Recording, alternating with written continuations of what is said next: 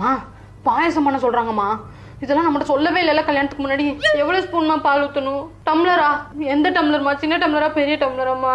வீட்டுக்கே வந்துட்டம்மா, எல்லாம் எனக்கு தெரியவே தெரியாது. ஏமா அப்புறம் பேசுறேன். என் மாமியார் மூஞ்சி தூக்கிட்டே இருக்கிறாங்கம்மா. எதுக்குமா? எனக்கு என்னடி தெரியும்? நீங்க தானே கல்யாணம் பண்ணி வச்சுக்கீங்க, என்கிட்ட கேட்டா? மா துணி காயாததுக்குலாம் என்ன பார்த்து முறைக்கிறாங்கம்மா. மா குழம்புல கொஞ்சோண்டு உப்பு கூடிட்டுமா. என்ன பண்ணட்டும்? தண்ணியா? வத்தப்பொடியா? சீக்கிரமா மா, நான் அப்புறம் பேசுறேம்மா. மா அப்புறம் பேசுறேன்னு சொல்லிட்டு பேசவே இல்லை. கல்யாணம் முடிச்ச கையோட என்ன எல்லாரும் கை கையில விட்டுட்டீங்கல்ல, என்ன மறந்துட்டீங்கல்ல. மா கேரட் சின்னதா வெட்டணுமா பெருசா வெட்டணுமாமா? எதுக்கா? சாப்பிடுதாமா? இருங்கம்மா கேட்டு வரேன். அம்மா நான் எப்ப நம்ம வீட்டுக்கு வருவேன்? நீங்க சொல்றத பார்த்தா என்ன இங்கே இருக்க சொல்வீங்க போலயே.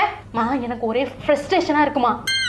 நீங்க இருக்கிறவங்கள பார்த்தாலே டென்ஷன் ஆகுதுமா. மா சின்ன வயசுல நீங்க என்ன சொன்னீங்க? தெரியாத ஆட்களோட பேசக்கூடாது, தெரியாத ஆட்கள் எது கொடுத்தாலும் வாங்கி சாப்பிடக்கூடாதுன்னு சொன்னீங்கல்ல. இங்க இருக்கிற யாரையுமே எனக்கு